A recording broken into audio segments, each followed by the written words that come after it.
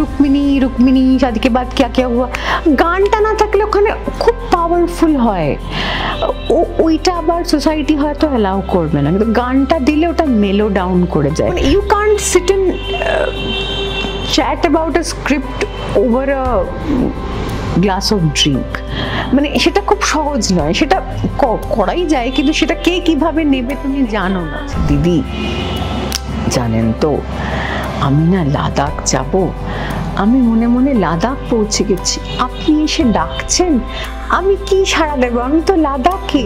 ছাদের চরিত্রটা এমন যে ঘরের মধ্যে বাড়ির মধ্যে কিন্তু একটা নিজস্ব জায়গা, আকাশের তলায় একটা উন্মুক্ত স্পেস, যেখানে গিয়ে ওই ক্লস্ট্রোফোবিয়া থেকে বেরোনো যায়, যেখানে গিয়ে মনে হয় যে আমি ফিজিক্যালি একা হলেও একা নই, কারণ উপরে আকাশ আছে, চাঁদ আছে, তারারা আছে। 16 বছর পরে শুটিং শুরু করেছি, তাও তো এখন কয়েক বছর হয়ে গেল, তো অনেক বছর ধরেই এটাকে লিখছি। এই ল্যাক অফ মানে পার্সোনাল স্পেসের ক্রাইসিসটা ছেলেদেরও আছে, মেয়েদের হাতে একটু বেশি, এবং সেই বৈষম্যটা শিক্ষিত তথাকথিত শিক্ষিত উচ্চবিত্ত বা উচ্চ মধ্যবিত্তদের মধ্যেও খুবই বর্তমান, বরং কখনো কখনো একেবারে নিম্নবিত্তদের মধ্যে হয়তো নাও থাকতে পারে বা একটু কম। If somebody will have to sacrifice it would be the woman in most cases, not all probably. A few seconds of silence যদি একটা ছবিতে থাকে, তার একটা খুব অনেক কথা বলার থেকে বেশি জোর। ওই সময়টা যেরকম ছবি তৈরি হতো, আমরা যেন ওখানে কিছুতেই পৌঁছতে পারছি না, মানে কিছুতে কোথায় একটা মানে সব জায়গায় একটু একটু খামতি, লেখায়ও খামতি, অভিনয়ও খামতি, মিউজিকেও খামতি।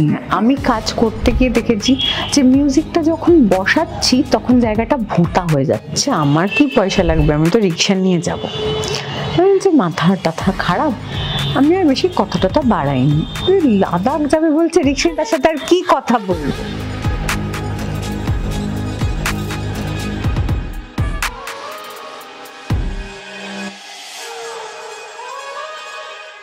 আমরা এমন একটা দেশে থাকি যেখানে লক্ষ লক্ষ মানুষের রোজকার লড়াই মাথার ওপর একটা পোক্ত ছাদের। আবার ছাদটাকে অন্যভাবেও দেখেন অনেকে, মাথার উপরের ছাদ পোক্ত হলেও সেই ছাদে যাওয়ার দরজাটা বন্ধ হয়ে যায় অনেকেরই। আজ সেরকমই একটা গল্প নিয়ে আমাদের এডিটরজি পডকাস্টের আড্ডা ঘর শুরু হবে। আমাদের সঙ্গে আছেন পরিচালক ইন্দ্রাণী চক্রবর্তী। আমাদের আড্ডা ঘরে আপনাকে স্বাগত। ইন্দ্রাণীদের ছবি আসছে ছাদ, আজ শুরুতে ছাদ নিয়ে দু একটা কথা আপনার মুখ থেকে শুনবো, তারপর আমরা আড্ডায় ঢুকবো। আমার প্রথম পরিচালিত পূর্ণ দৈর্ঘ্যের ছবি হচ্ছে ছাদ। এর আগে আমি ডকুমেন্টারি, শর্টস ইত্যাদি বানিয়েছি। তো সেই এনএফডিসির প্রোডাকশনে এই ছবিটা হয়েছে। অনেক বছর পরে এনএফডিসি আবার একটা বাংলা ছবি প্রডিউস করেছে। জলপাইগুড়িতে গিয়ে আমায় ফোন করবি।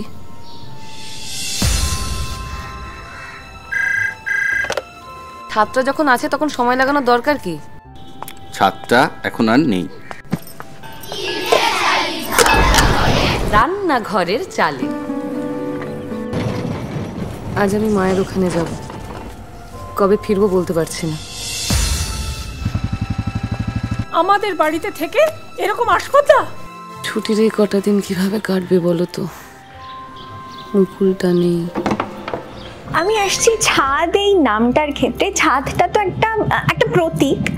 এখন ফ্ল্যাট বাড়ি সংস্কৃতিতে সবার যে নিজস্ব ছাদ থাকে তা না, কিন্তু কারোর কাছে হয়তো ঘরের মানে জানলাটা খুললে জানলাটাই একটা ছাদ, কারোর কাছে বারান্দাটা একটা ছাদ, কারোর কাছে আবার জানলা খুলে উল্টো দিকে যে কদম গাছটা দাঁড়িয়ে আছে সেটাই হয়তো একটা ছাদ। এই স্পেসগুলো যদি কারোর কাছ থেকে হঠাৎ করে কেড়ে নেওয়া হয়, ঠিক কি হয়? আসলে কি বলতো, এই স্পেসটার প্রয়োজনটা কি সেটা আগে বুঝতে হবে। আসলে আমাদের জীবনে যা ওঠা পড়া হয় সবগুলোকে কিন্তু আলটিমেটলি নিজেকেই সামলে নিতে হয়। বন্ধু বান্ধব আত্মীয় পরিজন তারা থাকেন, তারা সাহায্য করেন। এই যে নিজের সঙ্গে বোঝাপড়া করার জন্য একটা জায়গার খুব প্রয়োজন, সেইটাই ছাদ হিসেবে আমি সেটারই একটা প্রতীক দেখাতে চেয়েছি, মানে সেই জায়গাটার প্রয়োজন, এবং ছাদটা সেটা খুব অনায়াসে সেই জায়গাটা হতে পারে। ছাদের চরিত্রটা এমন যে ঘরের মধ্যে, বাড়ির মধ্যে কিন্তু একটা নিজস্ব জায়গা, আকাশের তলায় একটা উন্মুক্ত স্পেস, যেখানে গিয়ে ওই ক্লস্ট্রোফোবিয়া থেকে বেরোনো যায়, যেখানে গিয়ে মনে হয় যে আমি ফিজিক্যালি একা হলেও একা নই, কারণ উপরে আকাশ আছে, চাঁদ আছে, তারারা আছে। তো ফলে তখন ওই নিজের সাথে বোঝাপড়াটা করাটা অনেক সহজ হয়। তো নিজের জীবনের খানিকটা অভিজ্ঞতা থেকেও বলছি, আর আমার ধারণা যে সবাই এই ব্যাপারটার সঙ্গে আইডেন্টিফাই করতে পারবেন যে শেষমেশ কিন্তু বোঝাপড়াটা নিজের সাথে করেই নিতে হয়। তো ফলে ওই জায়গাটা যখন কারো চলে যায়, সেটা ছাদ হতে পারে, যেমন তুমি বললে, একটা ছোট ব্যালকনি হতে পারে, একটা বাড়ির কোনো একটা ছোট কোণা হতে পারে, সিঁড়ির তলার একটা জায়গা হতে পারে, এক একজনের এক এক রকম। সেইটা যদি না থাকে, তখন ওই নিজের সঙ্গে বোঝাপড়া করার জায়গাটা যখন থাকে না, তখন ওই আবার নিজেকে শান্ত করে আনা যায় না। তো সেখান থেকে একটা সামান্য ছোট সমস্যাও হয়তো অনেক বড় আকার ধারণ করতে পারে। তাহলে সেই স্পেসটার কিন্তু সত্যি খুব প্রয়োজন মানুষের জীবনে। আজকাল খুব অসুবিধে হয়ে যাচ্ছে সেই স্পেসটা করা। দুটো কামরার ফ্ল্যাট, কখনো কখনো তো ব্যালকনিও থাকে না, ছাদও একটা কমন জায়গা, বড় বড় ফ্ল্যাটে ছাদে যাওয়ার পারমিশন থাকে না। So life is becoming very difficult for people. যে সামান্য সামান্য বিষয় নিয়ে মানুষ যে এত ইনটলারেন্ট হয়ে যাচ্ছে, অসহিষ্ণু হয়ে যাচ্ছে, তারও একটা কারণ হচ্ছে যে বোঝাপড়া করার জায়গা বা সময় কোনোটা আমাদের নেই। সেটার কিন্তু খুব প্রয়োজন ছিল। আগে মানুষ অনেক বেশি সহিষ্ণু ছিল, কারণ তাদের একটা কোণা কোথাও ছিল। ম্যাক্সিমাম লোকেরই ছাদ ছিল, উঠোন ছিল, বাড়ির পিছনে একটা ছোট বাগান ছিল, কিছু না কিছু ছিল। কিন্তু এখন তো কিছু নেই। ফলে কি হচ্ছে যে কিছুই যেন আর সহ্য করতে পারছে না, সব কিছু নিয়ে একটা টার্ময়েল। তো আমার মনে হচ্ছে এই জায়গাটা আমরা হয়তো সেভাবে দেখছি না, বাট এটার কিন্তু খুব প্রয়োজন আছে। আর গোটা গোটা গোটা তাড়াতাড়ি গোটা। ওই লালটা কাট, ওই লালটা কাট। ছাদে যাবার দরকার নেই।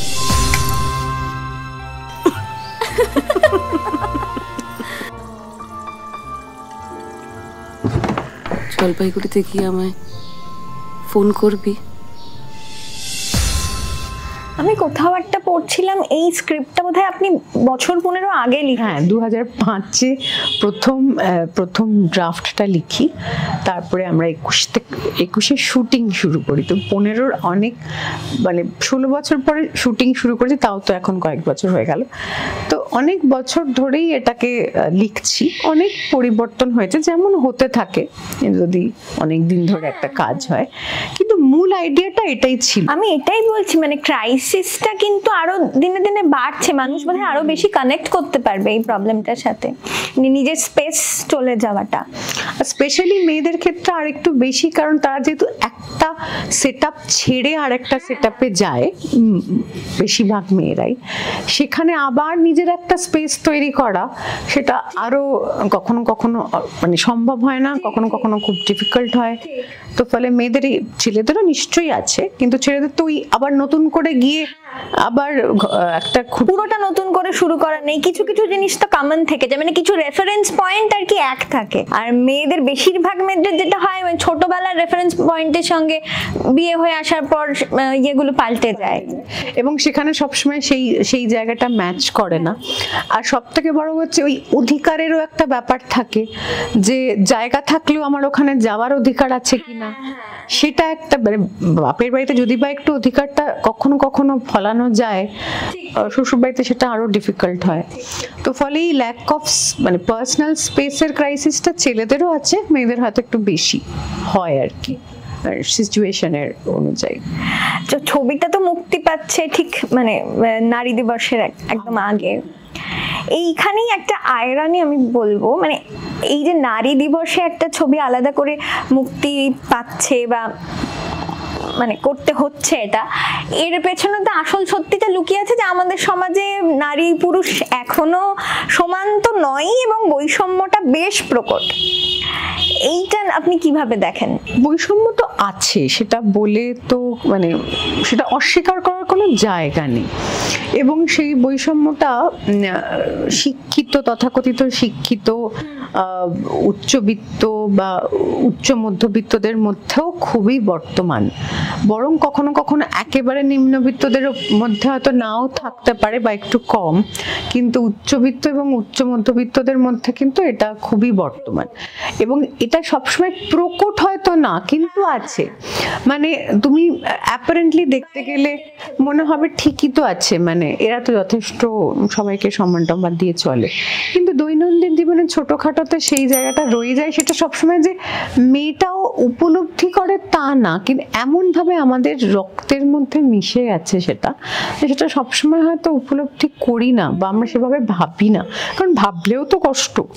তো ফলে কিন্তু থেকে যাচ্ছে, এবং সেটা আস্তে আস্তে আগের থেকে নিশ্চয়ই অনেকটা মানে উন্নত হয়েছে সিচুয়েশন, কিন্তু আছে এখন।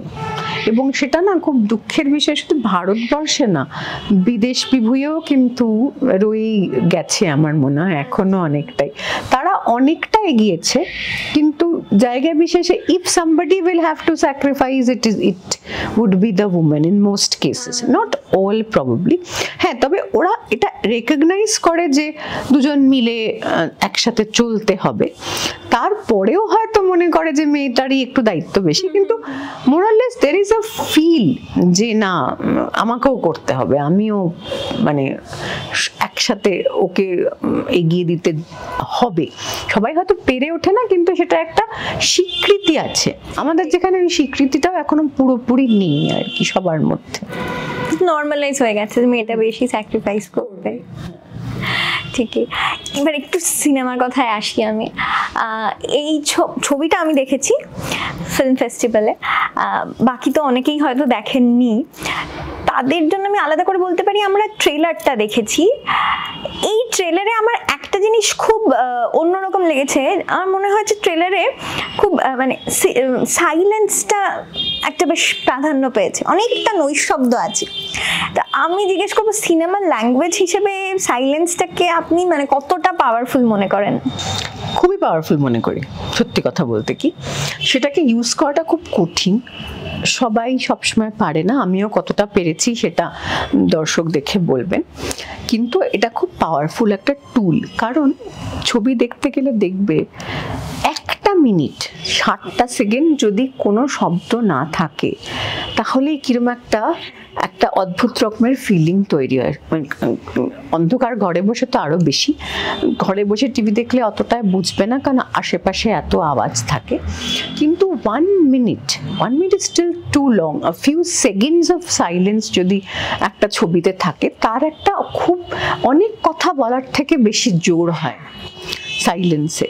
তো ফলে ছবিতে যদি সেটা ঠিক মতো ব্যবহার করা যায়, তাহলে সেটার কিন্তু অনেক কথা বলার থেকে বেশি কথা বলে ফেলে, কারণ তখন মানুষ কনসেন্ট্রেটেড হয়ে ছবিটার দিকেই তো তাকিয়ে আছে। তো ফলে তখন তার ডিস্ট্রাকশন নেই, আর ডিস্ট্রাকশন নেই কিন্তু সাইলেন্স আছে, তার মানে তখন মানুষ সাইলেন্সের কথাটা শুনছে কিছুভাবে, মানে কনসেন্ট্রেট করে সাইলেন্সটাকে মানে উপলব্ধি করছে। ফলে সেই সাইলেন্সটা দিয়ে তখন অনেক কিছু বলানো যায়। তো ফলে সেটা ঠিকঠাক ব্যবহার করতে পারলে কিন্তু অনেক কথা বলার থেকে সহজে কথাগুলো বলে ফেলা যায়, সেটা আমার খুবই মনে হয়। ছবির ক্ষেত্রে বিশেষ করে, থিয়েটারেও আছে খানিকটা, ছবির ক্ষেত্রে আরো বেশি। আমার পরের প্রশ্নটা না এটারই রেঞ্জ ধরে, মানে এখনকার বেশিরভাগ বাংলা ছবি একটু কি বেশি সংলাপের ভারে জর্জরিত বলে আপনার মনে হয়? সংলাপটা তো প্রয়োজনের ভিত্তিতে তুমি দেবে, কিন্তু ব্যাপারটা হচ্ছে আমি কিভাবে বলতে চাইছি, মানে যেটা তুমি বলছিলে না ল্যাঙ্গুয়েজটা আমার কি, সেইটা ইজ ইম্পর্টেন্ট। এবার আমি যদি আমার মানে ল্যাঙ্গুয়েজটাই এটা হয় যে যেখানে, বা আমার চিন্তা ভাবনাটাই এটা হয় যে আমাকে সবসময় মানুষের অ্যাটেনশন ভাষা দিয়ে ধরে রাখতে হবে, তাহলে আমার একরকম ভাবে বলা হবে। আর আমি যদি মনে করি যে না আমি ছবি আর সাউন্ড দুটো দিয়ে কথা বলবো। সাউন্ড, ছবিটা শুধু সাউন্ডকে কালো পর্দায় সাউন্ড বলা যায় না বলে না, ছবিটার আলাদা একটা প্রয়োজন আছে। ছবিটা যেটা বলছে সেটা ডায়লগ দিয়ে বললাম না, যেটা ডায়লগ দিয়ে বলছি সেটা শুধু ডায়লগ দিয়েই বলছি, আর যেটা ছবি দিয়ে বলছি সেটা ছবি দিয়েই বলছি। এইরকম যদি তোমার ল্যাঙ্গুয়েজ হয় তাহলে তোমার ডায়লগটা নিতান্তই প্রয়োজনে বলবে। আর যদি তোমার চিন্তা ভাবনাই যে হয় যে না শব্দ না হলে মানুষের অ্যাটেনশন ডাইভার্ট হয়ে যাবে, ফলে সবসময় একটা শব্দের মধ্যে মানুষকে রাখতে হবে, কারণ এটাকে বলে অডিও ভিজুয়াল, সাউন্ডটা আগে আসে, মানুষ সাউন্ডটা আগে নেয়। তো ফলে অডিওটা ইজ মোর ইম্পর্টেন্ট, তাকে দিয়ে মানুষের আকর্ষণ করে রাখতে হবে, মানুষের মানে অ্যাটেনশনটা ড্র করে রাখতে হবে। তাহলে তখন তোমার আবার মানে কথা বলার ডায়লগ, ভাষা, মিউজিক সেটা অন্যরকম হবে। So how do you want to communicate, কি পদ্ধতিতে তুমি কমিউনিকেশনটা চাইছো তার উপরে তুমি কিভাবে বানাচ্ছ সেটা ডিপেন্ড করে। আর ছাদটা যখন আছে তখন সময় লাগানোর দরকার কি? ছাদটা এখন আর নেই। রান্নাঘরের চালে আজ আমি মায়ের ওখানে যাব, কবে ফিরবো বলতে পারছি না। আমাদের বাড়িতে থেকে এরকম আশকতা, ছুটির এই কটা দিন কিভাবে কাটবে বলো তো? আচ্ছা, সবারই তো একটা প্রথম কথা ডিরেকশনের একটা নিজস্ব স্টাইল তৈরি হয়, কিন্তু আমার ধারণা প্রথম মানে কাজের প্রথম দিকে যে কোনো পরিচালকের নিশ্চয়ই তার উপর নিশ্চয়ই ইনফ্লুয়েন্স থাকে অন্য কোনো ডিরেক্টরদের। আপনার ক্ষেত্রে মানে সবচেয়ে বেশি ইনফ্লুয়েন্স কোন পরিচালকের? এটা তো খুব বড় প্রশ্ন বলতে, মানে আমি আসলে ওরকম করে কোনো একজন পরিচালকের কথা বলছি না। আমরা তো অনেক ছবি দেখে বড় হয়েছি, তুমি তো জানো আমাদের বাংলায় সব একদম দিকপাল পরিচালকেরা ছিলেন। আমি মানে ঋত্বিক ঘটকের ছবি আমার ভালো লাগে, কিন্তু আমি অতটা ডেয়ারিং হতে সাহস পাই না।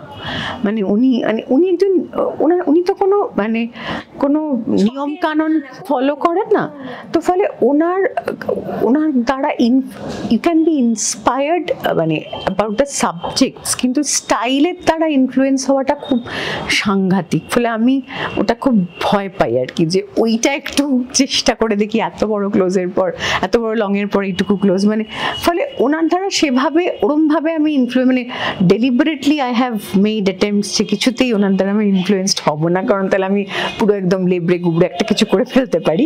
কিন্তু আরও যারা ছবি বানিয়েছেন, আমাদের সত্যজিৎ রায় বা মৃণাল সেন বা তপন সিনহা বা অজয় কর, মানে এদের ছবি মানে এক একটা লোকের এক একটা জিনিস যেমন আমার মানে ভালো লাগে, তো এদের সবার ছবি বানানো দেখে আমি খুব ইমপ্রেসড আর কি।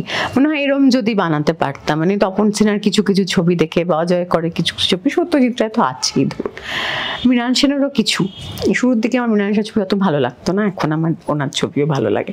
তো ফলে সবার দ্বারাই আমি খুব ইনফ্লুয়েন্সড আমার মনে হয়। মানে আমাদের যারা বাংলা পরিচালক আছেন, হিন্দিরও কিছু কিছু আছে, কিন্তু বাংলা পরিচালকের দ্বারা আমি বেশি ইনফ্লুয়েন্স, কারণ আমি কিরকম মনে হয়েছে যে যেরকমভাবে গল্পটা বলতে চেয়েছি ওনারা ওরকমভাবেই বলছে, বা ওনাদের মতন করে গল্পটা আমাদের সিচুয়েশনে বলাটার জন্য আইডিয়াল মানে ওই সিস্টেমটা, given that we have less resources, আমরা যখন তখন একটা মানে একটা এখন তো তাও পাওয়া যায় একটা ড্রোন, একটা ওই মুখ তমুক আমাদের পক্ষে পাওয়া সম্ভব না।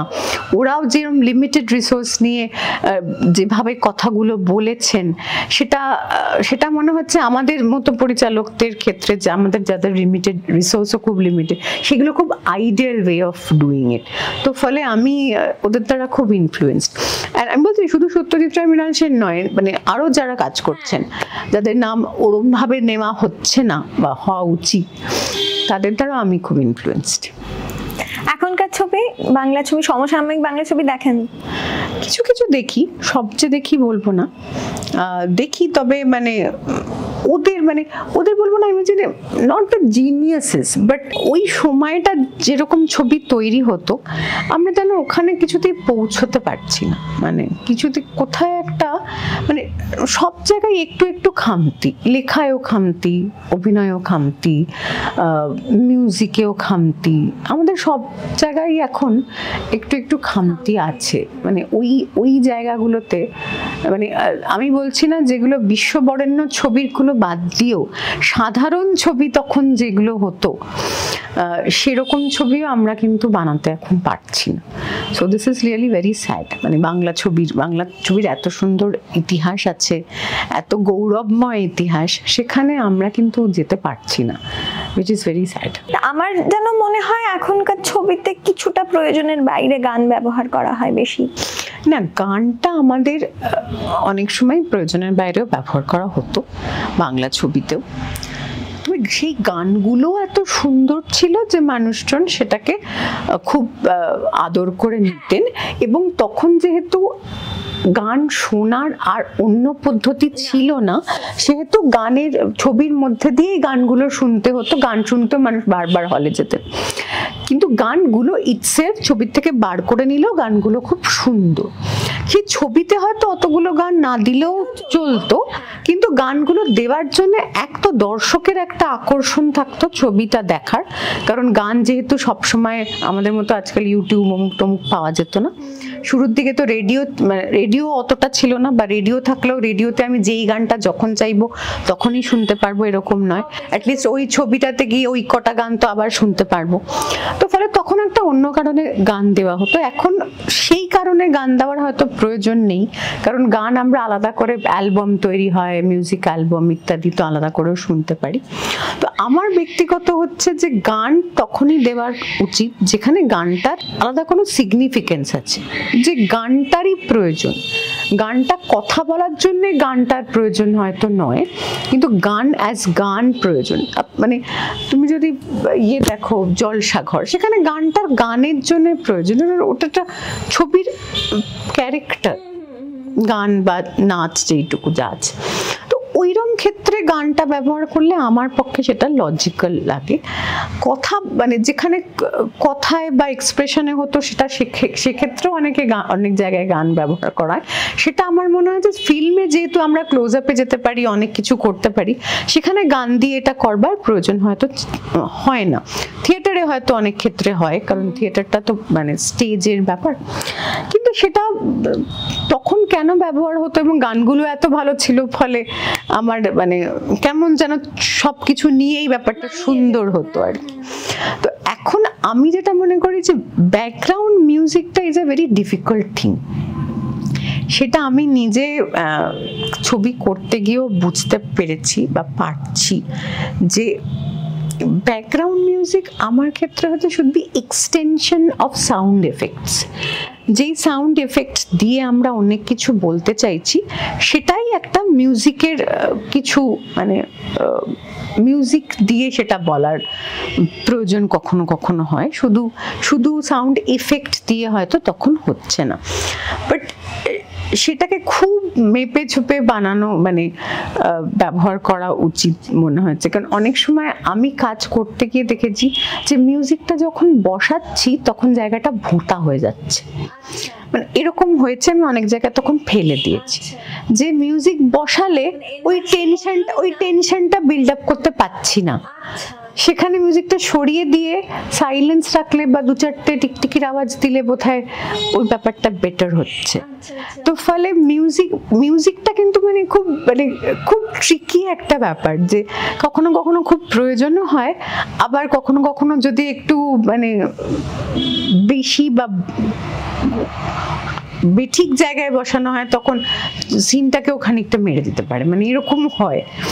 মানে আমার তো অন্য অনেক ছবি দেখেও মনে হয় যে এখানে মিউজিকটা না দিলে হয়তো টেনশনটা, অনেক জায়গায় অবশ্য ইচ্ছা করেই মিউজিকটা দেয় ওই টেনশনটা, স্পেশালি তুমি যদি কখনো ইন্টিমেট সিন দেখো, they have a song behind it, কারণ সংটা না দিলে ওর পাওয়ারটা অনেক বেশি হয়, আমাদের সোসাইটিতে সেটা অ্যালাউ করে না। তো ফলে ম্যাক্সিমাম জায়গায় তুমি দেখবে ফর ইন্টিমেট সিনসে পেছনে একটা গান চলে, রুক্মিণী রুক্মিণী শাদি কে বাদ ক্যা ক্যা হুয়া, গানটা না থাকলে ওখানে খুব পাওয়ারফুল হয়। ওইটা আবার সোসাইটি হয়তো অ্যালাউ করবে না, কিন্তু গানটা দিলে ওটা মেলো ডাউন করে যায়। তো ফলে ঠিক আছে, তখন আর লোকে অতটাকে ওইটা নিয়ে অত মাথা ঘামায় না। So sometimes music might also mellow down the scene. If you want that then you use of course, but সেটা জেনে বুঝে করা ভালো আর কি, যে আমি এতটাও পাওয়ারফুল সিনটা চাইছি না, ফলে একটা মিউজিক দিয়ে দিলাম।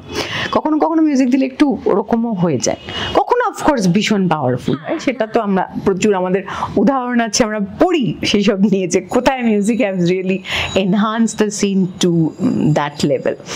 তো ফলে ব্যাকগ্রাউন্ড মিউজিকটাও is something to be really studied and thought about. এবার আপনার ছবির একটা ট্রেলারেরই দৃশ্যে আমি ফিরবো, ওটা আমাকে বারবার করে খুব হন্ট করছে।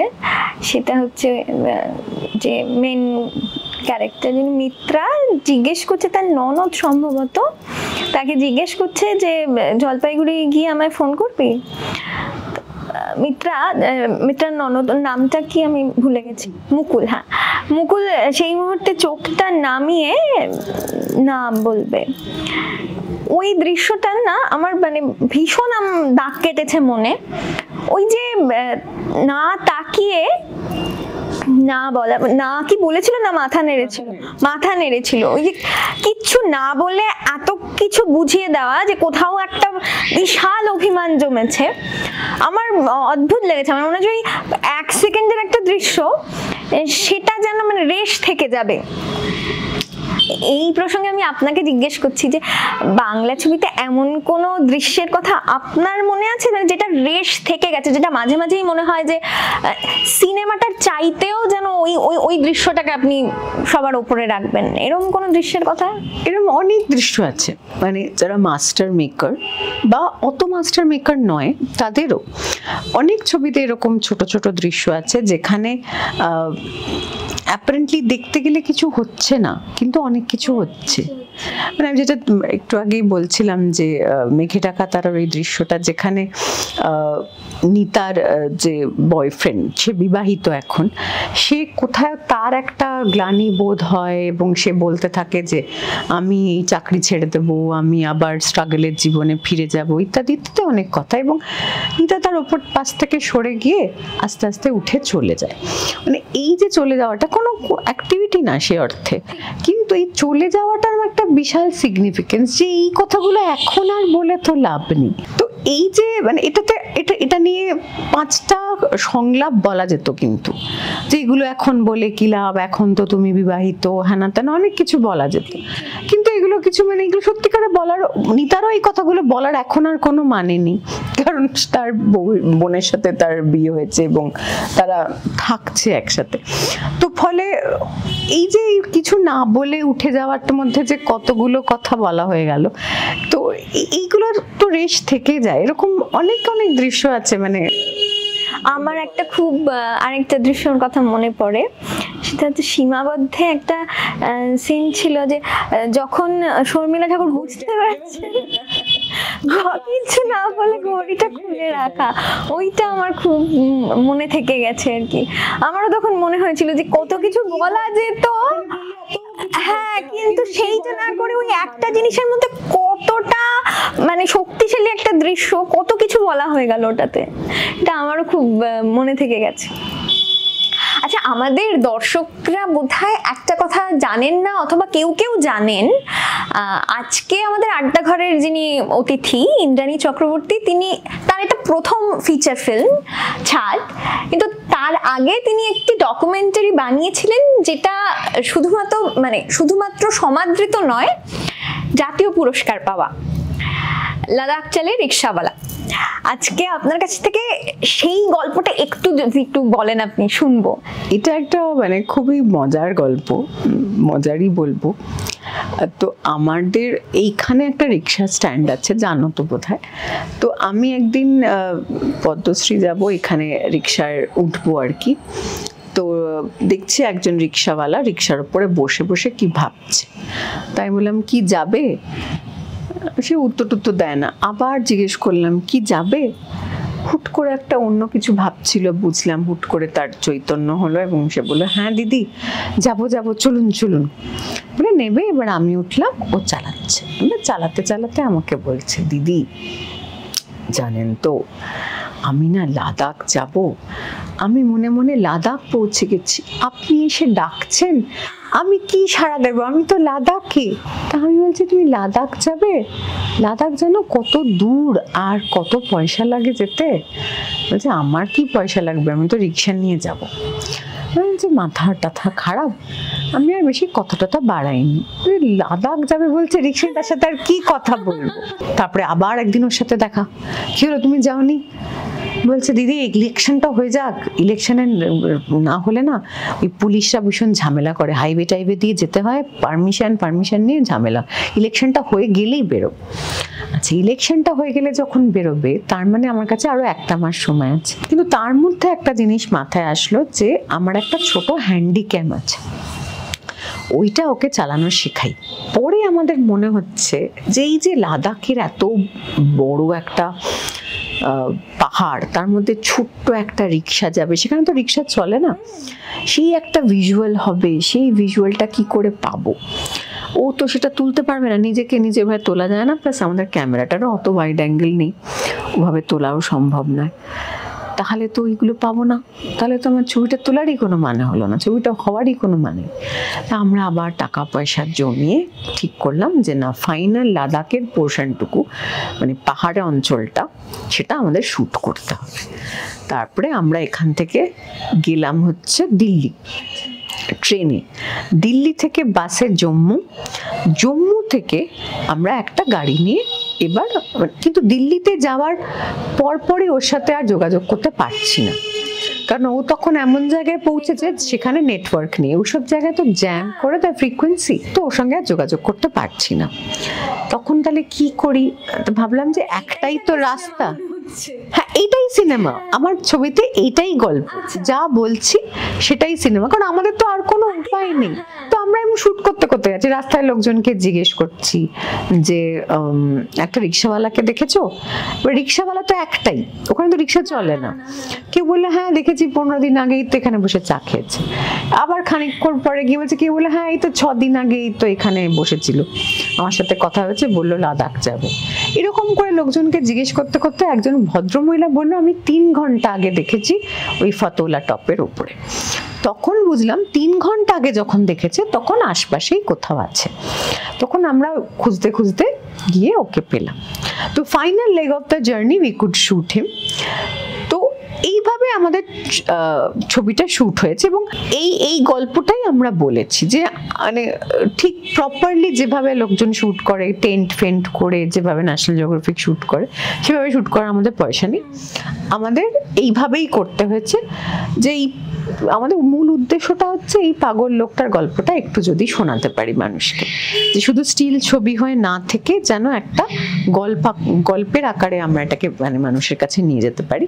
তো সেটাই সব মানে ছিল আর কি উদ্দেশ্য, যে যেইটুকু ভাবে যতটুকু সামর্থ্য আছে তার মধ্যে যা করা যায় আর কি। ও খুব সাহায্য করেছে, ওর ফুটেজও আমরা অনেকটা ইউজ করেছি, তো সেই হিসেবে সবাই মিলে কাজটা হয়েছে। প্রথম ডকুমেন্টারি ছিল আপনাদের? না, আমি আরো আগে ছোট ডকুমেন্টারি বানিয়েছি, ওটা প্রথম না, তো ওটা হচ্ছে একটু বড় আকারের ডকুমেন্টারি, 1 ঘন্টার ওপরে, মানে ফিচার লেন্থ ডকুমেন্টারি যেটা বলে, ওটা একটু বড়। তো আগে আমি অনেক কাজ করেছি। তো সেইটা আপনাকে জাতীয় পুরস্কার এনে দেবে, আপনি তো নিশ্চয়ই ভাবেন না, ছবিটা করে উঠতে পারলেই অনেক হয়, পুরস্কার টুরস্কার তো কোনো প্রশ্নই নেই। মানে লোকজন গল্পটা শোনাতে পারি এটাই বড়। মানে শুটিং এর পরেও প্রচুর স্ট্রাগল, কারণ আলাদা আলাদা ক্যামেরার ফরম্যাট, কারো কারো হাত যা যা ক্যামেরা বন্ধু বান্ধবদের থেকে পাওয়া গেছে, কারো হ্যান্ডিক্যাম, কারো PD-150, কারো 600D, মানে সে বিভিন্ন বিভিন্ন ফরম্যাট, কোনোটা এইটুকু ছবি, কোনোটা এত বড় ছবি, কোনোটা এত বড় ছবি। এবার এই 3খানা ছবি একটা টাইম লাইনে ফেলা যাচ্ছে না, সেই নিয়ে 1 বছর চলে গেল যে তিনি এই 3খানা ফরম্যাটকে কিভাবে ফেলবো।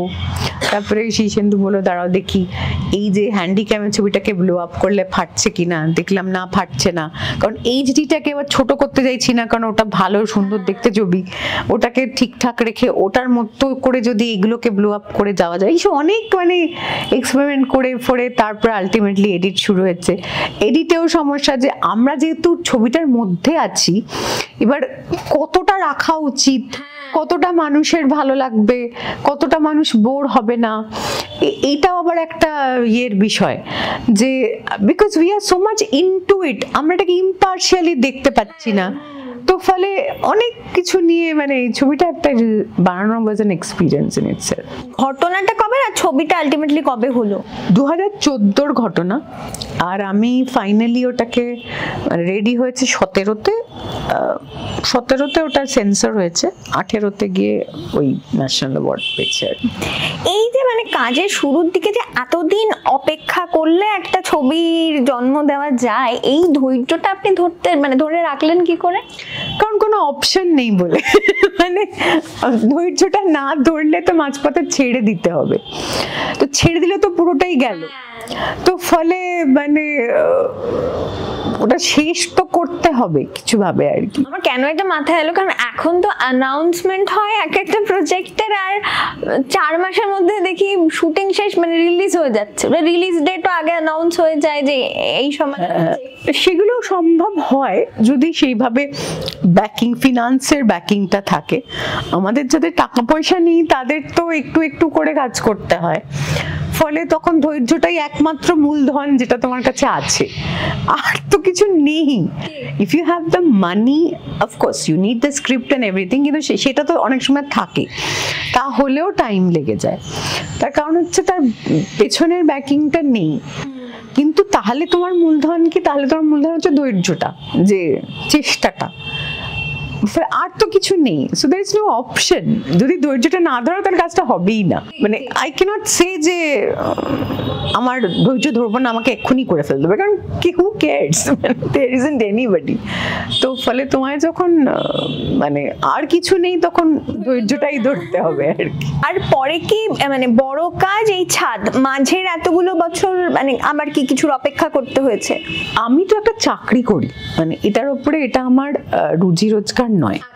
মানে চাকরি মানে একেবারে 9টা থেকে 5:30, মানে 9টা 5টা ডিউটি আর কি, ওরকম নয় যে মাঝে মাঝে গেলে হয় বা অল্পক্ষণের কাজ বা বাড়ির থেকে বসে করা যায়, সেরকম না, একদম অফিসে যেতে হয় 8 ঘন্টার জন্য। তো ফলে সেই কাজটা তো আছে, যা দিয়ে আমার সংসার চলে, আমার ছেলেকে মানুষ করতে হয়, তো ফলে সেটা তো আছে। তার সেটার সাথে সাথে এইটা করা, এবং এইটা কিভাবে যেরকম তোমায় বলছিলাম, একটা স্ক্রিপ্ট লেখা, মানে প্রজেক্টটা তৈরি করা, তারপরে সেটার ফিনান্স জোগাড় করা, এগুলোর সঙ্গে সঙ্গে করতে করতে যেতে হয়, যখন গিয়ে ম্যাচিওর করে। মানে ওরকমভাবে আমি টার্গেট সেট করতে পারি না, because I don't know the system, যে কি সিস্টেমে গেলে আমি ফিনান্সটা পেয়ে যাব। মানে আমি অনেক জায়গায় পড়ি, you set a goal, you set a target and this, কিন্তু আমার যে সিচুয়েশনে আমি কাজ করেছি বা করছি, তাতে এখন অবধি আমি পথটা পাইনি যে কি পথে গেলে you get the finance for sure. সেটা এবার যেমন NFDC হলো, তখন আমি শুরু করেছিলাম, পরে ফিল্মস ডিভিশন আসলো, এবার 3 নম্বর ছবিটায় আমি প্রাইভেট প্রডিউসারদের কাছেও যাচ্ছি, but unless it happens you don't know what is the পদ্ধতি আর কি। তো সেটা ফলে ধৈর্যটা ধরা ছাড়া আর কোনো পথ নেই আমাদের কাছে। আপনার 3টে মানে ইউনিক মানে ফ্যাক্টর আছে, সেগুলো কোনটা মানে আপনার ক্ষেত্রে চ্যালেঞ্জ হয়ে উঠেছে, আবার কোনটা আপনাকে হেল্প করেছে, আপনি একটু আমায় বলুন। একে আপনি মহিলা ডিরেক্টর, তার উপর ফিচার ফিল্ম আপনি একেবারে মানে এটা প্রথম ফিচার ফিল্ম, আর একটা আপনার নামের পাশে তো জাতীয় পুরস্কার তকমাটা আছে। এই 3টে কোনটা আপনাকে হেল্প করছে কাজ মানে আপনার কাজগুলো করার জন্য, আর কোনটা সত্যি বাধা হয়ে দাঁড়ায়? ওরকম ভাবে পরিষ্কার করে বলতে পারবো না, কিন্তু মহিলা হলে একটু ডিসঅ্যাডভান্টেজ তো থাকে, একটু না ভালোই থাকে। মানে যেটা মূল ডিসঅ্যাডভান্টেজ মহিলা হলে সেটা হচ্ছে কি, এই যে প্রডিউসার পেতে হলে যে আমাদের তো কোনো সিস্টেম নেই। NFDCর ক্ষেত্রে একটা সিস্টেম ছিল, আমি কাগজপত্র জমা দিয়েছি, স্ক্রিপ্ট, গল্প, হ্যানা তানা, তাদের একটা প্যানেল আছে, তারা দেখেছে, তাদের পছন্দ হয়েছে, তারা প্রডিউস করে। সিস্টেম, প্রচুর কাগজপত্র জমা দিতে হয়, দিস্তা। কিন্তু অন্যান্য যে প্রাইভেট প্রডিউসার্স থাকেন তাদের ক্ষেত্রে ওরকম সিস্টেম নেই যে you submit your script, will look into the matter, ওইসব কিছু নেই। কি নর্মালি বাংলা ছবির ক্ষেত্রে হয়, হিন্দিটা আমি অতটা জানি না, যে ইউ কিপ মিটিং পিপল, তুমি লোকজনের সাথে তোমার আলাপ পরিচয় বাড়াবে, তাদের সাথে তোমার গল্প গুজব আড্ডা বেশি হবে, তাদের সঙ্গে তোমার ওপরে তাদের একটা ট্রাস্ট ডেভেলপ করবে, এবং কোনো একটা পয়েন্টে গিয়ে তুমি তোমার গল্প শোনাবে, তারা যদি ইন্টারেস্টেড হয় they will produce. This is the informal way of getting producers, বা তুমি কাউকে কনভিন্স করালে ইত্যাদি। তো এই যে অনেকটা সময় তোমাকে ব্যয় করতে হবে এই পরিচয় করার জন্যে, সেটা একটা মেয়ের পক্ষে করাটা খুব ডিফিকাল্ট, কারণ বাকিরা সব পুরুষ, যেহেতু ইন্ডাস্ট্রিতে পুরুষ বেশি। তো এই যে অচেনা অজানা পুরুষদের সাথে তুমি গল্প করবে, তুমি একটা পরিচয় তৈরি করবে, সেইগুলো খুব সহজ নয়, মানে because they might take wrong signals. তো সেইটা একটা ডিফিকাল্ট আমার মনে হয়েছে আমার ক্ষেত্রে। অনেকে হয়তো সেটা খুব স্বাভাবিকভাবে পারেন, আমার পক্ষে এটা খুব ডিফিকাল্ট লেগেছে।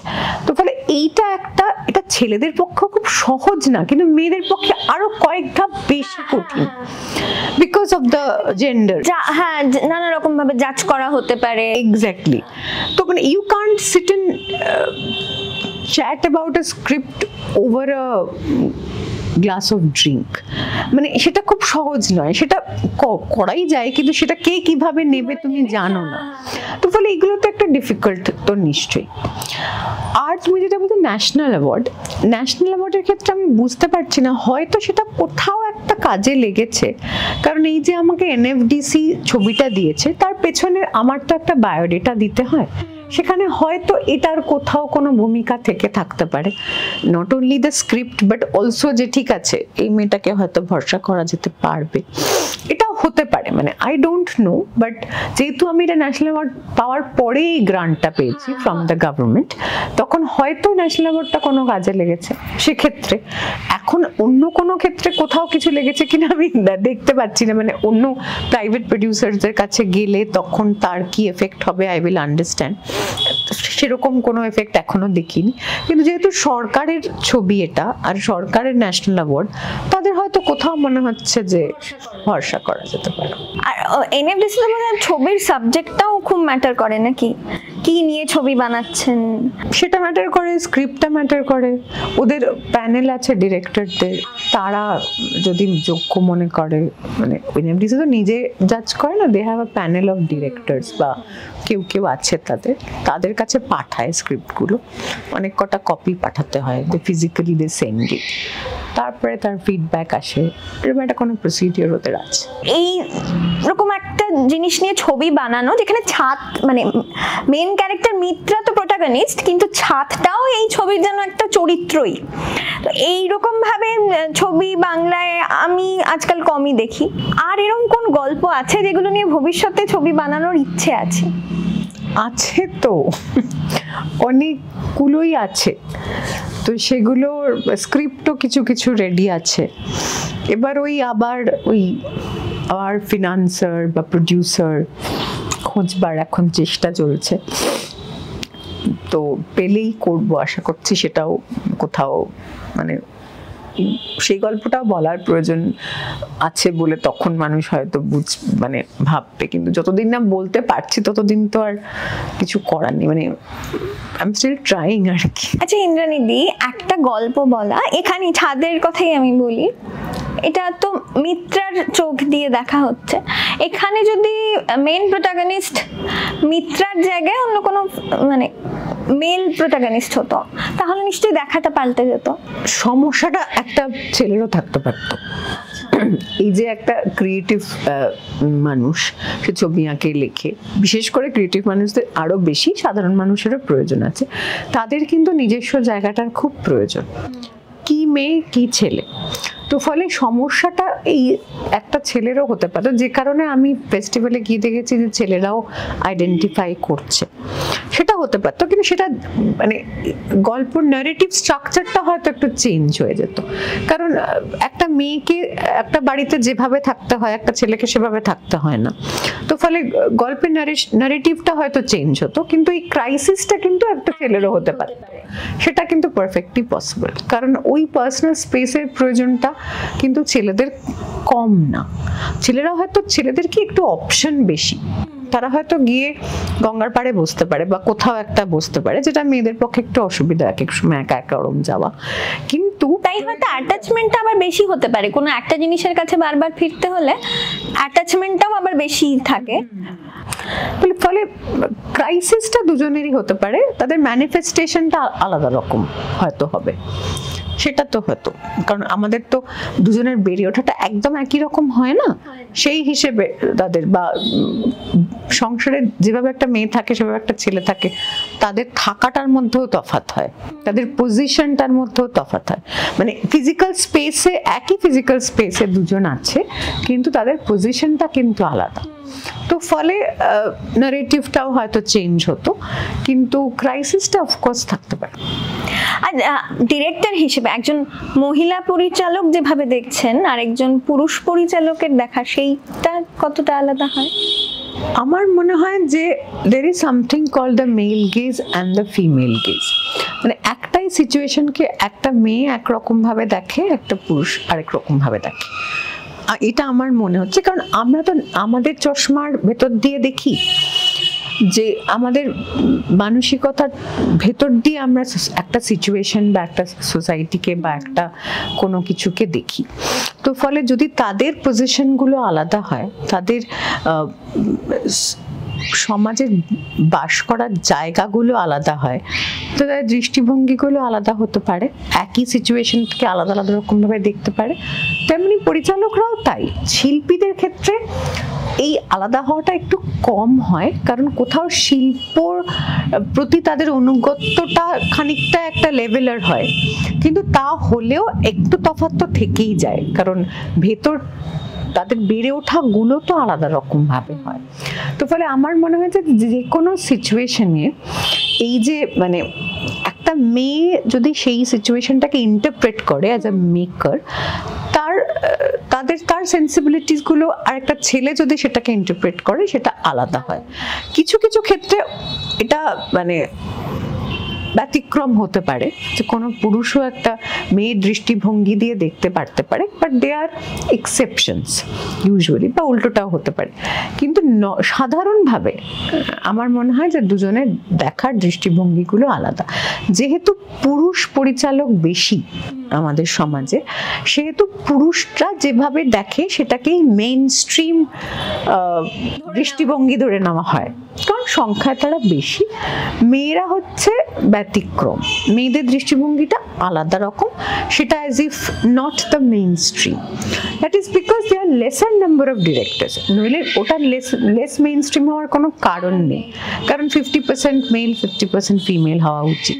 কিন্তু যেহেতু সেটা এক, আর তারপরে কি সোসাইটিরও এরকম একটা অলিখিত নিয়ম যে ছেলেরা যেটা ভাবছে সেটাই মেইন স্ট্রিম ওয়ে অফ থিঙ্কিংটা, ফলে আমরা মেয়েরাও অনেক সময় ভাবি যে ছেলেরা ভাবছে বা বাবা ভাবছেন বা কাকু ভাবছেন বা দাদা ভাবছেন, মানে ওটাই হয়তো ঠিক, বা ওইটাই মানে ওই পথটাই অনুসরণ করা উচিত। আমরা নিজেরা অনেক সময় সেটা নিয়ে আর ভাবিও না, যে ওই তো বাবা বলে দিয়েছেন বা দাদা বলছে বা হাজবেন্ড বলছে, মানে because that is how we have grown up, যে আমরা হচ্ছে অনুসরণ করব, যে তারা বলে দেবে কিভাবে চলতে হবে আমরা অনুসরণ, এটা আমাদের মধ্যেও অনেক সময় ঢুকে গেছে, ফলে আমরা অনেক সময় সেটাকেই মেইন স্ট্রিম ভাবি। কিন্তু দৃষ্টিভঙ্গি আমি শিওর যে তাদের আমাদের দেখার চোখগুলো আলাদা, অনেক সময় সেই আমাদের আলাদা চোখটা দিয়ে আমরা দেখি না, কারণ ওদের চোখ দিয়েই দেখতে থাকি, কিন্তু যদি আমাদের নিজের চোখ দিয়ে দেখি তখন সেটা নিশ্চয়ই আরেকটা পুরুষের চোখ থেকে আলাদা হবে দেখার ভঙ্গিটা আর কি। আপনি শুরুর দিকে ঋত্বিক ঘটকের কথা বলছিলেন বলে একটা কথা মাথায় এলো, ঋত্বিক ঘটক বলতেন যে সিনেমার চেয়ে যদি শক্তিশালী কোনো মাধ্যম উনি পান তাহলে একদিন সিনেমা বানানো উনি ছেড়ে দেবেন। আপনারও যেহেতু অনেক গল্প বলার আছে, আপনার কি মনে হয় মানে সিনেমার চাইতে কোনোদিন আরো শক্তিশালী মাধ্যম পেতে পারেন? আমি আর ঋত্বিক ঘটকের মতো ওটা বলছি না, কারণ সিনেমা চাইতে শক্তিশালী মাধ্যম যাই না হতে পারে টেকনোলজির এখন যা অবস্থা, কিন্তু সিনেমার মাধ্যমটা আমার খুব ভাল লাগে। তো ফলে আই লাইক দিস ফরম্যাট। তো কারণ থিয়েটার যেমন একটা অন্য ফরম্যাট, নৌটঙ্কি থিয়েটারের কাছাকাছি, এগুলো তো আলাদা আলাদা, মানে সেই গল্প বলারই আলাদা আলাদা সব ফরম্যাট। কিন্তু আমার সিনেমার ফরম্যাটটা ভাল লাগে। আমার কেমন যেন মনে হয় যে এই ফরম্যাটেই গল্পটা বলতে চাই। তো আমার মনে হয় হয়তো ছবি নিয়েই থাকতাম আর কি, এর থেকেও খুব কঠিন, মানে ইনফ্যাক্ট আমি একটু ট্রেডিশনালও বটে, মানে আমার ফিল্ম অ্যাজ এ ফরম্যাটটাই ভালো লাগে। ফিল্ম মানে আমি বলছি যে ছবি, এখন তো ওটিটি হচ্ছে, মানে সিরিজ হচ্ছে, তো সিরিজ হয়তো কোনোদিন বানাতে হবে জানি না, কিন্তু ওই যে একটা 1.5-2 ঘন্টার মধ্যে একটা গল্প বলার যে একটা ফিল্মের যে একটা মানে ফরম্যাট, আমার ইনফ্যাক্ট এই ফরম্যাটটাই মানে আমার বেশি পছন্দ, rather even then the series. Audio ভিজুয়ালের তো এখন অনেকগুলো ফরম্যাট হচ্ছে, কিন্তু আমার ফিল্ম ফরম্যাটটাই মানে ভালো লাগে। আমি যদি মানে সেলুলয়েডে শুট করতে পারতাম সেটা আরো বেশি খুশি হতাম। আমি তো পারলাম না, মানে আমি ছবি বানানোর সুযোগ আস্তে আস্তে, সেলুলয়েড এখন আর অতটা ইউজ হয় না, ভবিষ্যতে জানি না কোনোদিন সুযোগ হবে কিনা। মানে আমরা যখন প্রথম কাজ শুরু করেছি তখনও ফিল্ম ছিল, তখনও স্টিনবেক মুভিওয়ালায় লোকজন এডিট করছে, দেখেছি চোখে। তখনও ভাবতাম যে এরকম আমার ছবিরও ক্যান হবে কোনোদিন, তো এখন তো আর ক্যান হয় না, এখন সব হার্ড ড্রাইভ হয়। তো ফলে ওইটাও যদি কোনোদিন পারি সেটা খুবই একটা আমার আনন্দের বিষয় হবে। তো আমার এই ফরম্যাটটা আমার খুব পছন্দের, তো ফলে আমার মনে হয় আমি হয়তো এটাতেই থেকে যেতাম। এর থেকেও শক্তিশালী আসলেও মনে হতো এটাতেই বলি গল্পটা। বাহ বাহ। আজকাল সবাই সব ক্ষেত্রেই, মোটামুটি সব সেক্টরই সবাই খুব ভয় ভয় আছে এআই পুরোপুরি চলে এলে কি হতে চলেছে। সিনেমায় এআই এর ভূমিকাটা কিরকম হতে পারে সেটা না আমিও সত্যিকারের বুঝতে পারছি না, কারণ যা যা ছবি এক এক সময় দেখি, মানে ফটোগ্রাফ, তাতে তো মানে সত্যিকারেরই একটা ভয়াবহ জায়গায় চলে যাচ্ছি আমরা। এবং আমার মনে হয় এটা খুব মানে এটা নিয়ে একটু চিন্তা ভাবনাই সত্যি করা দরকার যে আমরা কোথায় যাচ্ছি। Not only in case of film, মানে জীবনের ছবির আর কোনো মানে থাকবে না, কোনো ছবিটা কোনো টেস্টিমনি হবে না, কোনো প্রুফ হবে না, মানে সব দিক দিয়েই, মানে বিচার ব্যবস্থার ক্ষেত্রে সব কিছুতে একটা বিশাল একটা মানে উপর নিচ হয়ে যাবে সবকিছু। আর আমি একটা জিনিস মনে করি যে মানুষের প্রয়োজন যদি শিল্পে কমে যায় তাহলে তার শিল্পটাও কমেই যাবে। যেখানে মানুষ নেই সেখানে কি শিল্প সৃষ্টি হবে? মানুষ যেখানে মনুষ্য সমাজেই তো শিল্প, তাই না? মানে মানুষ নেই, মেশিনকে কতটা, এইটা তো আমাদেরও মনে হয়, মানে এই যে এআই জেনারেটেড ভয়েস মানুষ শুনছে, আমার তাতেই মনে হচ্ছে যে কতদিন এই ভয়েসটা শুনতে ভালো লাগবে। এবং ভালো লাগবে না, মানে একটা পয়েন্টের পরে কোথাও তো প্রাণীর কেউ কারোর সঙ্গে কারোর আলাদা কিছু নেই, সব এক হয়ে যাচ্ছে। এআই জেনারেটেড মানে কি বলবো, একটা কেউ কিছু কল্পনা করছে, সেটা রূপ দিচ্ছে, সেখানে একটা শিল্প সৃষ্টি হচ্ছে, সেটা গান হোক, ছবি হোক, পেন্টিং হোক, সব কিছুরই। এবার সেই মাথাটা, সেই মনটা যদি না থাকে, কতগুলো মেশিন কি সেটা সৃষ্টি করতে পারবে? এবার হতে পারে যে মানুষ এইগুলো দিয়ে আবার অন্যরকম কোনো সৃষ্টি করবে, কিন্তু করতে তো মানুষকেই হবে। তো সেটা আমার মনে হয় মানুষকে পুরোপুরি সরিয়ে ফেলা যাবে না, যদি যায় তাহলে আর শিল্প হবে না। এইটা আমার মনে হয় কিছু হবে, মানে অডিও ভিজুয়াল হয়তো তৈরি হবে, প্রচুর গার্বেজ যেমন এখন হয় তেমন আরো বেশি হবে, কিন্তু যেটা মানে ফিল্মে তো টেকনোলজিটা খুব ইম্পর্টেন্ট, এবং সেটা দিয়ে মানুষ সুন্দর সুন্দর সৃষ্টি করেছে। এখন যদি আমরা টেকনোলজিটাই শুধু দেখি আর সেই সৌন্দর্যটা নষ্ট চলে যায়, তাহলে আমার মনে হচ্ছে যে মানে it is no purpose in developing to that extent, যেখানে আমরা কুৎসিত জগতের দিকে চলে যাচ্ছি, অসুন্দরতার দিকে চলে যাচ্ছি। তাহলে আমাদের এত টেকনোলজিক্যাল ডেভেলপমেন্টের কিসের প্রয়োজন? ঠিকই। আমরা আমাদের আড্ডার প্রায় শেষ দিকে চলে এসেছি। এই সময় একটু আমি বলবো যারা নতুন প্রজন্ম, যারা অনেকেরই সিনেমা বানানোর স্বপ্ন থাকে অনেক, তাদেরকে যদি একটু আপনি দু চার কথা বলেন, মানে একটু দিশা, অনেকে জানেনই না যে কিভাবে এগোতে হবে, অথচ অনেক স্বপ্ন আছে সিনেমা বানানো বা সিনেমা রিলেটেড কোনো কাজের সাথে যুক্ত থাকা, এগোবেন কি করে তারা? সব থেকে ভালো হয় যদি ফিল্ম স্কুলে যাওয়া যায়। আমি যেতে পারিনি, ওরা আমাকে চান্স দেয়নি, বাট সেই চেষ্টাটা একাধবার করা উচিত। যে আমি, কারণ কি সেটা একটা প্রপার সিস্টেম, সেখানে গেলে অনেকটা সময় ছবি নিয়ে থাকা যায়, ছবির সম্বন্ধে চিন্তা ভাবনা, পড়াশুনো, এবং ওখান থেকে বেরোলে একটা অ্যালমনাস তৈরি হয়, যেখান থেকে কিছুটা সাহায্য হয়তো পাওয়া যেতে পারে সিনিয়রদের ইত্যাদি। ফলে ফিল্ম স্কুলে যেতে পারলে সব থেকে ভালো, যদি ফিল্ম নিয়ে সিরিয়াসলি কাজ করার ইচ্ছে থাকে। আমার মনে হয় সেটা যাওয়া দরকার। মানে I was not fortunate, but we should try, সেটা করলে সব থেকে ভালো। সেটা না হলেও এখনো ছোটোখাটো ট্রেনিং সেন্টার হয়, যেখানে বেসিক্সগুলো শেখানো হয়, সেগুলো প্রথমে শিখে নিয়ে, এবং সব থেকে বড় জিনিস যেটা দরকার সেটা হচ্ছে একটা, আমার মনে হয় তো মনের একটা জোর লাগবে যে রাতারাতি কিছু হয়তো হবে না, ফলে আমার সঙ্গে একটা অন্য কিছু করার প্রয়োজন, যেখানে আমি নিজেকে সাস্টেইন করতে পারবো। সেটা অডিও ভিজুয়ালের কাজও হতে পারে, মানে যেই ছবিটা বানাতে চাইছি সেটাই প্রথমে বানাতে পারবো না, হয়তো আমাকে অনেক কিছু করতে হবে যেটা for bread and butter. So that should be okay with me. প্রথম দিন আমি গ্র্যাজুয়েশন হয়ে বা পোস্ট গ্র্যাজুয়েট হয়ে যখন মনে করছি ছবি বানাবো, সেদিনকেই ছবি বানাতে পারবো না কিন্তু। তো ফলে সেই জিনিসটা মাথায় একটু রেখে চললে কি হয়, ফ্রাস্ট্রেশন আসবে না, কারণ ফ্রাস্ট্রেশনটা আসার খুব চান্স আমাদের ফিল্ডে। তো ফলে সঙ্গে সঙ্গে একটা কিছু করতে থাকতে হবে, and then you parallelly pursue your dream also. প্রথমেই মানে because there is no proper system, পথ যেহেতু পরিষ্কার নয়, তোমার পথটা তোমাকেই বানাতে বানাতে যেতে হবে, সেহেতু নিজেকে সার্ভাইভ করার জন্য একটা কিছু কিন্তু পাশে রাখতে হবে। এইটা আমার মনে হয় দরকার।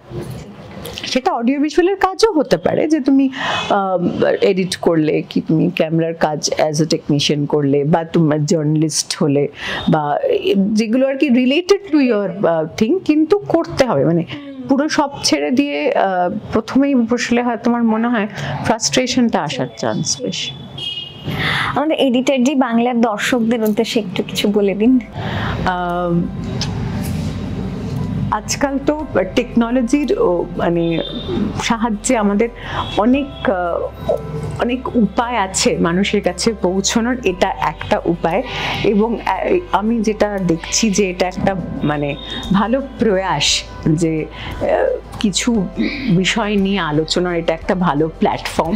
তাই আমি চাইবো যে এই চ্যানেলটি বা উত্তরোত্তর বৃদ্ধি পাক, এর শ্রীবৃদ্ধি হোক, এবং বহু মানুষ এর সাথে জুড়ে থাকুন, এর অনুষ্ঠান দেখুন, এবং যত বেশি মানুষ জুড়বেন ভালো অনুষ্ঠানের সাথে, তত আরো ভালো কাজ হওয়ার সম্ভাবনা থাকবে। তো ফলে আমার একান্ত মানে শুভকামনা এই চ্যানেলের সাথে এবং এই পডকাস্টের সাথে। আমাদেরও ছাদের জন্য অনেক শুভকামনা। ছাদ খুব সফল হোক, মানুষের কাছে পৌঁছোক, মানুষ হলে গিয়ে ছাদ দেখুক, আর সবার মাথার উপরের ছাদ যেমন পোক্ত থাকুক, মনের ছাদগুলো অটুট থাকুক। নমস্কার। ফুলটা নেই, ছাদটাও নেই।